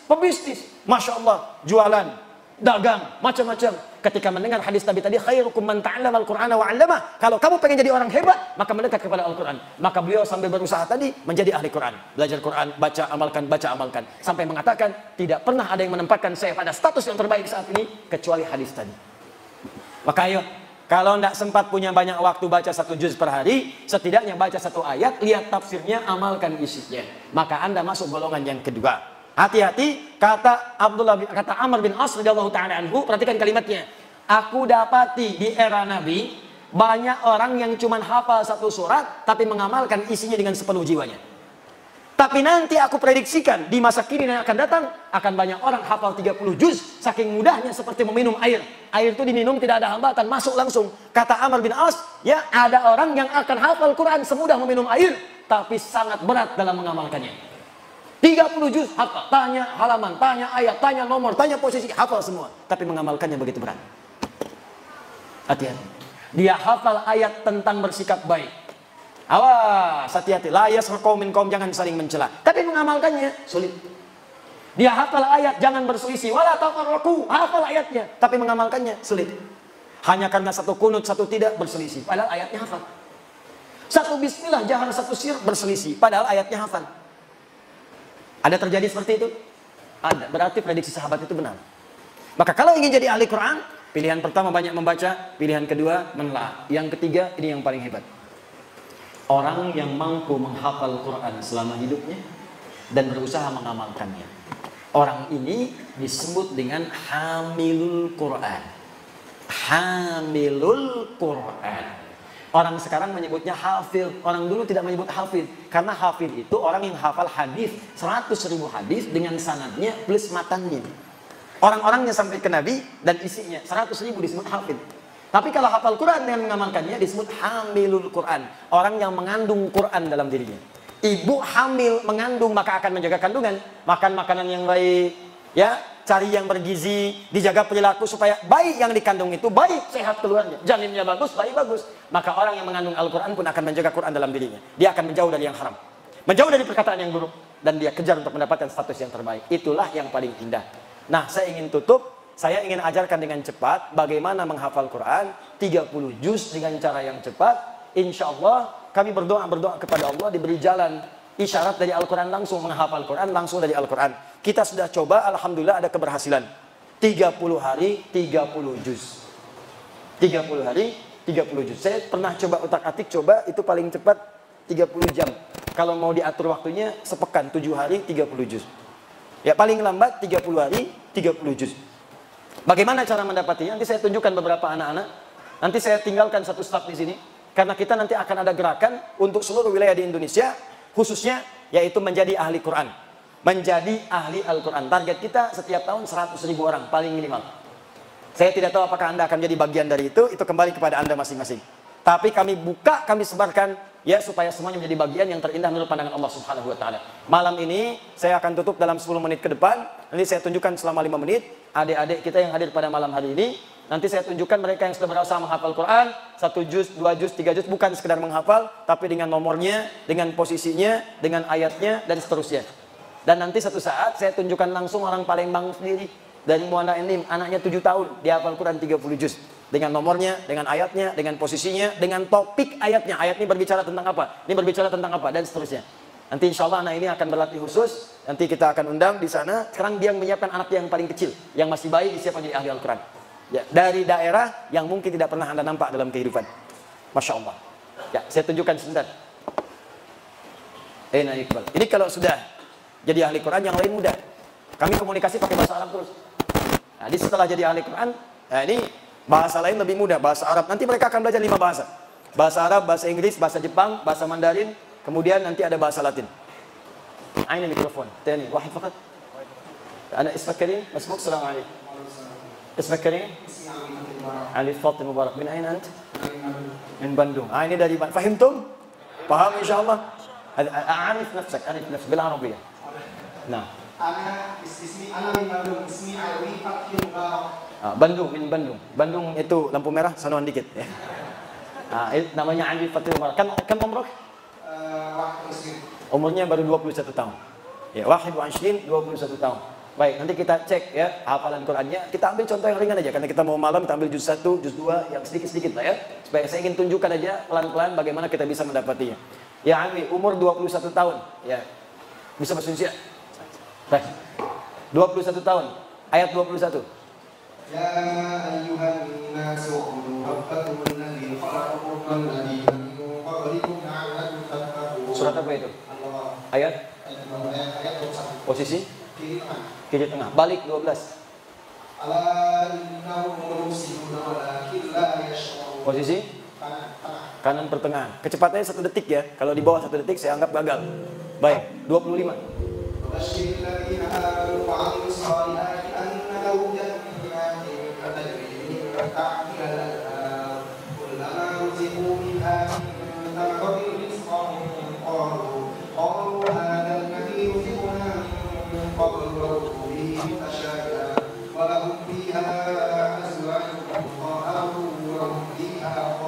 posisi kanan paling atas 45.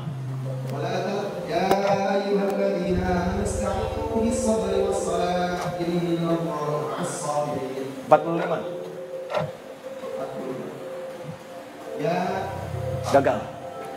45.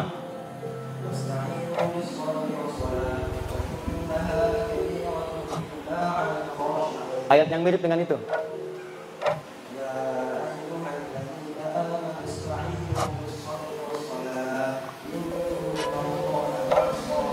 Ayat berapa?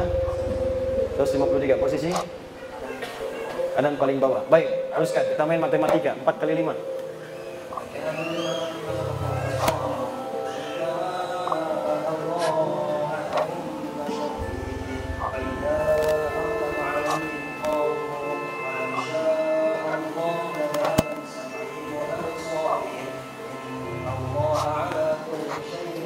Saya tidak pernah menyiapkan pertanyaan sebelumnya. Ayat berapa itu? 20. Posisi Kiri, kanan, atas, tengah, bawah. Tengah agak ke atas. Baca mundur. 20, 19, 18, 17.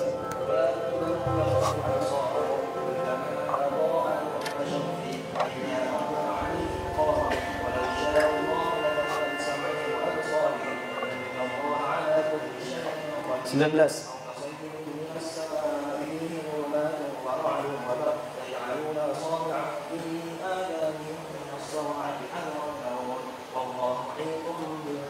Delapan belas.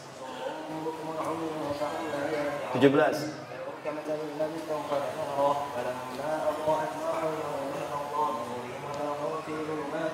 Naik 120.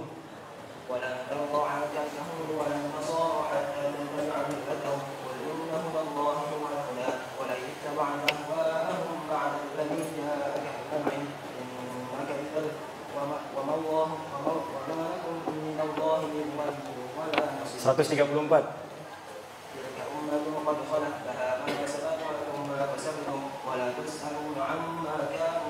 Disebutkan berapa kali di surat Al-Baqarah? Ayat berapa? Dan ya Bani Israil adkuru ni'mati allati an'amtu 'alaikum wa anni faddaltukum 'alal 'alamin. Disebutkan berapa kali? Ayat ke? Dan baik, yang mirip dengan itu ayat berapa? Posisi? Anak-anak ke berapa? Ke-1. Ayatnya apa? Sebutkan nomor handphonenya. Nolnya, a'udzubillah. A'udzubillahi minasyaitonir rajim. Qadamallahu 'ala qulubihim wa 'ala sam'ihim wa 'ala absarihim ghishawatun wa lahum 'adzabun 'adzim. Dihitung dulu nomor handphonenya. Hafal nomor handphonenya enggak? Insyaallah. Baik. Ya Allah.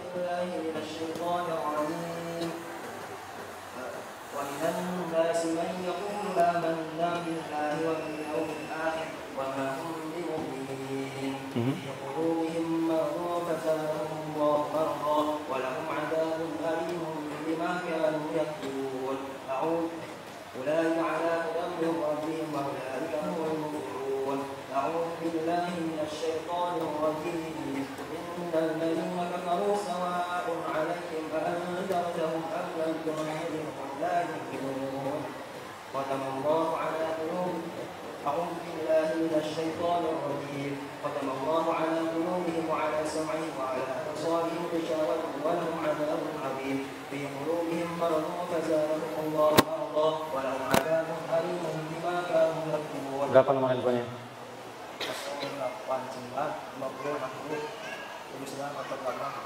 08 Sudah menikah? Belum. Kalau mau menikah dengan berapa? Alif Lam. Baik, keren insyaallah. Enggak, saya cuma contohkan aja. Nanti ada anak-anak lebih kecil lagi. Ada yang akhwat juga ada. Bahkan ada yang dari Wajo, dari Sulawesi sana, ya ada. Dari Wajo, dari Lampung, dari Bandung ada.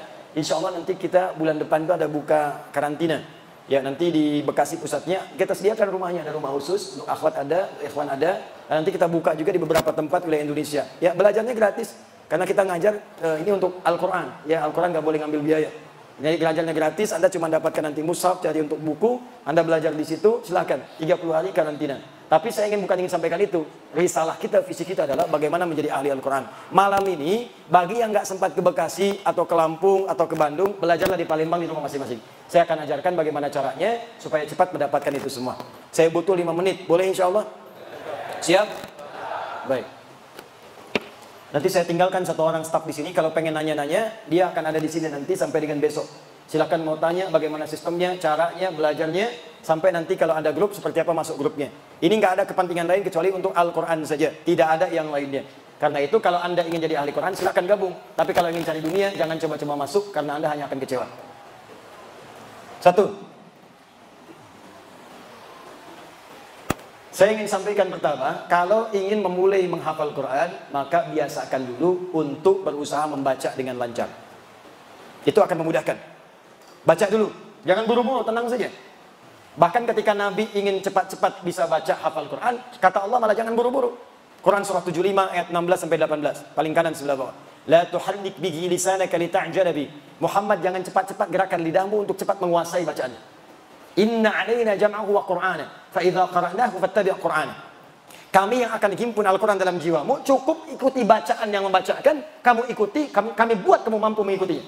Siapa yang bacakan? Jibril. Ini menunjukkan guru. Nanti kalau Anda benar menghafalnya, gak usah buru-buru. Nanti ada orang yang saat dibacakan, seketika Allah tanamkan dalam jiwanya, seketika hafal. Sekali saja. Di pertama, latihan baca dulu. Usahakan sampai punya kemampuan baca itu 1 juz bisa selesai dalam 20-30 menit. Usahakan. Kalau tak mampu 40 menit, 50 menit. Kalau bisa sampai ini 20, 30, 40, insya Allah akan lebih mudah hafal Quran 30 hari dalam 30 juz dalam 30 hari. Usahakan baca dulu, baca. Sekarang bagaimana cara menerapkan hafalannya? Pelan-pelan. Nanti Anda bisa di rumah nih, silakan praktekkan. Ya. Ashraf itu tidak datang ke Bekasi. Yang bimbing ibunya saja di rumah sama ibunya, anak 7 tahun. Di rumah. Tapi konsisten, begitu dikerjakan hafal 30 juz dengan nomor, dengan halaman, dengan segalanya. Nanti insya Allah setelah kita tunjukkan. Nah, setelah ingin memulai kemudian hafalan Qurannya, cari mushaf. Cari mushaf. Di sini ada mushaf, boleh pinjam? Bismillah. Alhamdulillah. Lihat sini. Oh, ini At-Taisir ya. Jazakallahu khair. Ini At-Taisir. Ini mushaf yang kami coba hadirkan. Ini mushaf standar, mushaf Utsmani. Cuma nanti kami desain sisinya untuk memudahkan. Ada bagian kanan, kiri, nanti dengan tambahan-tambahan untuk memudahkan hafalan. Lihat sini, fokus. Setiap mushaf yang standar, baik menggunakan At-Taisir atau mushaf yang lainnya, itu insya Allah jumlah baris dalam halamannya itu akan sama. Setiap barisnya itu pasti ada biasanya, setiap halamannya 15 baris.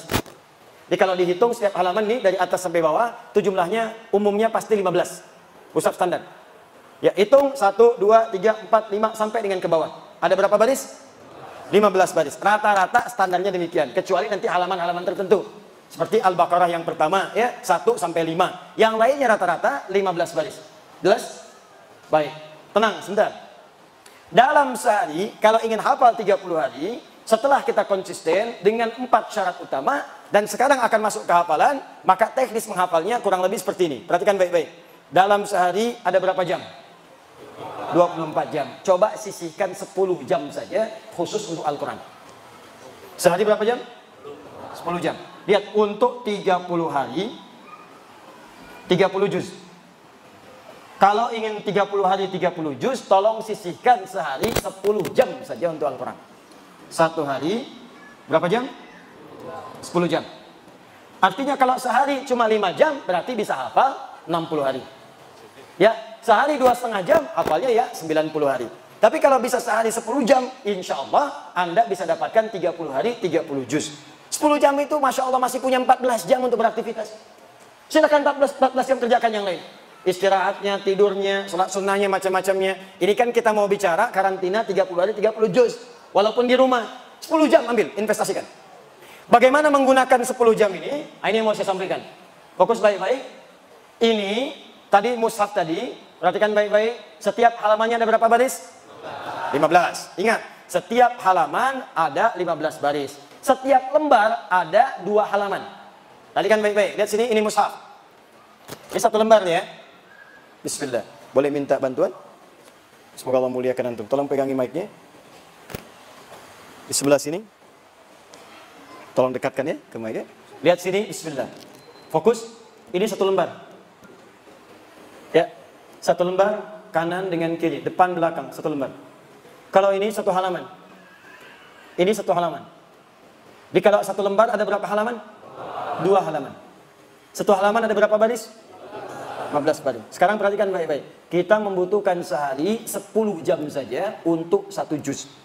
Saya ulang ya, sehari 10 jam untuk 1 juz. Nah, 1 juz itu ada 10 lembar. Saya ulang ya, 1 juz ada berapa lembar? 10 lembar. Jadi 1, 2, 3, 4, 5, 6 sampai 10, itulah 1 juz. 1 juz 10 lembar. 1 lembar berapa halaman? 2 halaman. Jadi 1 juz itu ada berapa halaman? 20 halaman. Kalau 1 juz itu adalah kita dapatkan 10 jam dan 1 juz 10 lembar, berarti 1 lembarnya berapa jam? 1 jam. Lihat sini. Saya turunkan lebih cepat. Kita ingin hafal 30 hari 30 juz. 1 harinya 10 jam. Dalam Al-Quran 30 juz itu 1 juznya sama dengan 10 lembar. Berarti kalau kita ingin satu hari 10 jam, 1 juz 10 lembar, persamaannya berarti 1 lembarnya dihafalkan dalam 1 jam. 10 jam 10 lembar. 1 jam berapa lembar? 1 lembar. 1 jam 1 lembar. Fokus. 1 jam berapa lembar? 1 lembar. 1 lembar berapa halaman? 2 halaman. Berarti 1 jam berapa halaman? 2 halaman. Kita menghafalkan dalam 1 jam itu 2 halaman. 1 jam berapa menit? 60 menit. 1 jam itu 60 menit. Berarti kita menghafalkan 2 halaman berapa menit? 60 menit. Kalau 60 menit untuk 2 halaman, berarti 1 halamannya berapa menit? 30 menit. 1 halaman kita hafalkan dalam 30 menit. Masih ingat tadi? 1 halaman ada berapa baris? 15 baris. Kalau 1 halaman 15 baris, berarti 1 barisnya kita dapatkan 2 menit. 30 ya. 30 menit dibagi 15. 1 halaman 15 baris. Berarti dalam setiap 1 barisnya kita membutuhkan waktu 2 menit untuk menghafal 1 baris. 1 baris itu nggak banyak. 1 menit pun nggak nyampe. Alif lam mim dzalikal kitabu la raiba fi 1 baris. Hudan lil muttaqin. Apakah ada 2 menit? Tidak. Jadi sebetulnya kita punya kemampuan 2 menit, apalagi kalau rajin baca. Baca. Makanya tadi saya katakan dari awal, coba biasakan baca sampai kita lancar baca. Kalau sudah lancar, menghafalnya mudah. Jangankan mau menghafal, sering baca itu, mau dihafalkan sudah hafal. Coba, kenapa banyak orang-orang sekarang, bahkan dulu hafal Yasin? Padahal nggak pernah berusaha menghafal. Karena sering dibaca, baca, hafal. Karena itu awal membiasakan membaca, supaya kemudian bisa lancar, itulah yang menjadikan kemudian kita bisa mudah untuk menghafalkannya. Jadi 1 lembarnya ada 2 halaman, 1 halaman 15 baris, setiap barisnya 2 menit. Kalau konsisten setiap baris 2 menit, maka insya Allah dalam 30 hari Anda akan menamatkan 30 juz. Bahkan yang paling dahsyat, ada nih anak-anak. Kamu hafal berapa hari? 23 hari. Kamu berapa hari? 24 hari. Ada yang 23 hari, 24 hari, 21 hari. Rekor paling cepat 7 hari.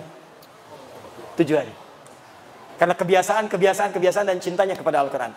Nah, apakah setiap yang lancar bacaannya menghafal seperti ini bisa hafal 30 hari? Belum tentu.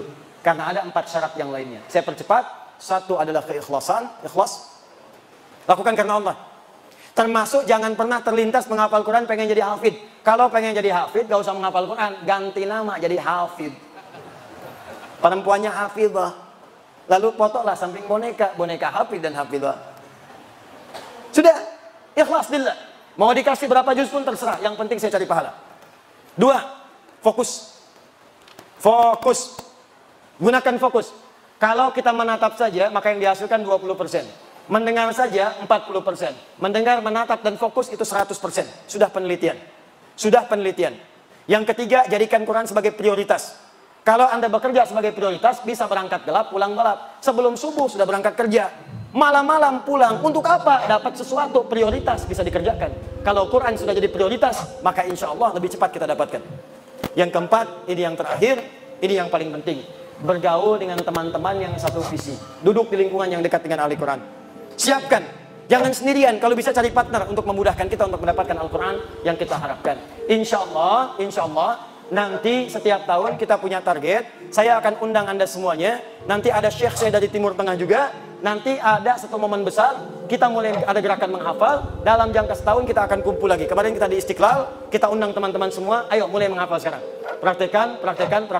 Insya Allah nanti ada satu channel kami di YouTube, Adi Hidayat Official. Itu channel resmi. Itu khusus untuk tampilan-tampilan yang singkat dan nanti motivasi untuk Al-Quran. Untuk tayangan TV ada di Akhir TV.